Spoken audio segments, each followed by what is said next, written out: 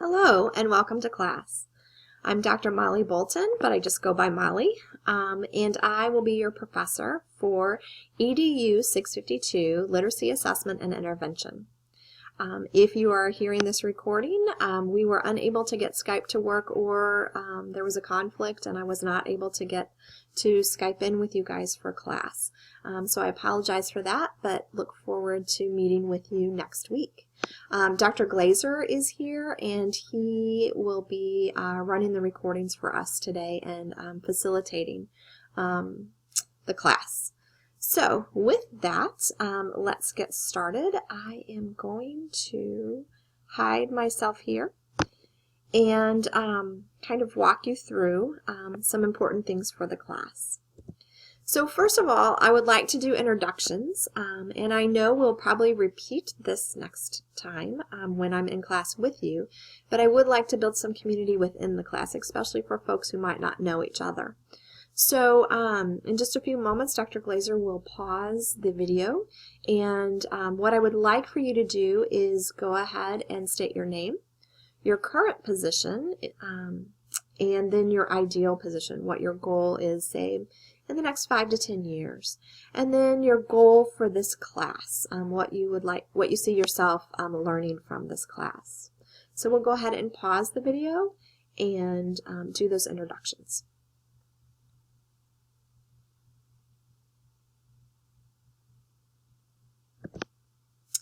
So now I would like to take a little bit of time and review the syllabus and the assignments.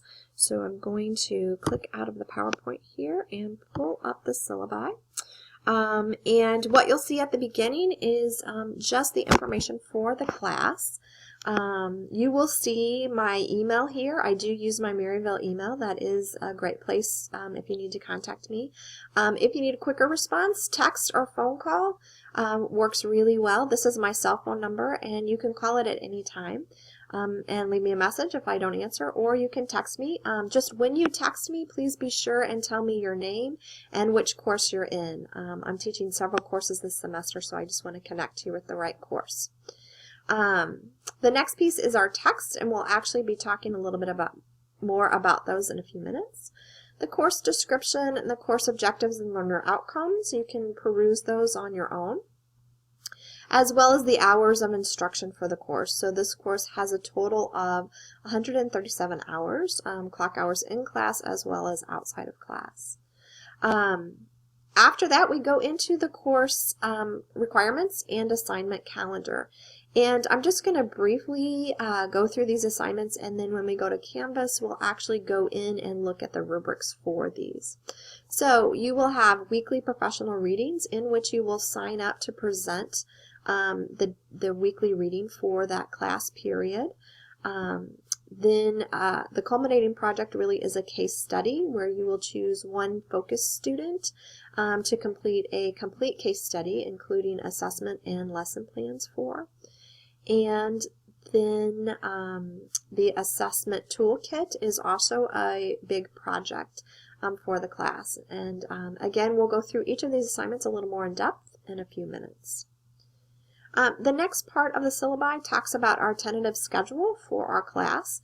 The way it's set up, we have our week over here, and then our theme and topic that we'll be covering in class, and then any readings that should have been done for this class and any assignments that are due. So let's just look at week 2, for example. Our topics and theme will be the different types of literacy tests, and you can see we're going to talk about formal and informal, norm referenced versus criterion referenced, screening versus diagnostic, and then some common testing terms that might be used throughout the course.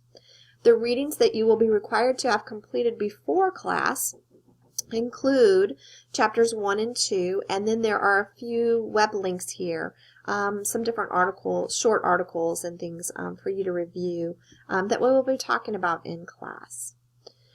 So that's kind of the way the weeks are set up. Also, when your assessments are due, that will show in this last column on the far side. Next, you will see that there are evaluations and grading procedures, and this shows what those grading procedures are.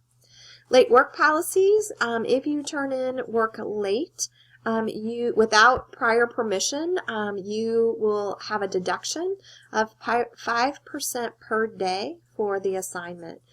We do know that life does happen though, and sometimes there are situations out of our control where you might need an extension. So please talk with me and make arrangements with me so that those can be considered. Also, I see that I missed changing the date here, but all assignments will be due the last day of class and nothing will be accepted after that.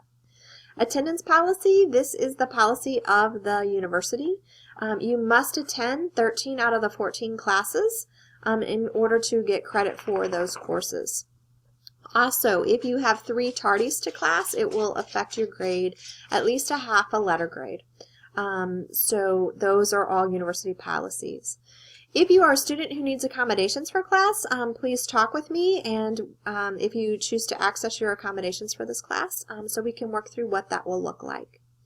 Academic support is always available in the Division of Student Success, and technology, the proficiency requirements and resources, as well as the help desk information is there. So if you're having issues with your technology, those are good places to check into. Academic integrity policy is very standard in all the syllabi, so you should be familiar with that. Also, you may want to sign up for Saints Alert if you haven't already. This is nice because it gives you campus notifications, and we'll let you know if we don't have class due to weather.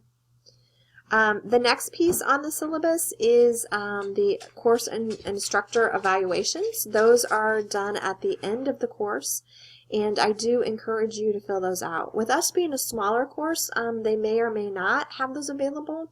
A lot of times with smaller courses, there's an issue with keeping the evaluations anonymous when it's a smaller course. So if they choose not to do a course and instructor evaluation, I will be asking for your feedback informally. I do take that feedback very seriously and use it to plan my next course.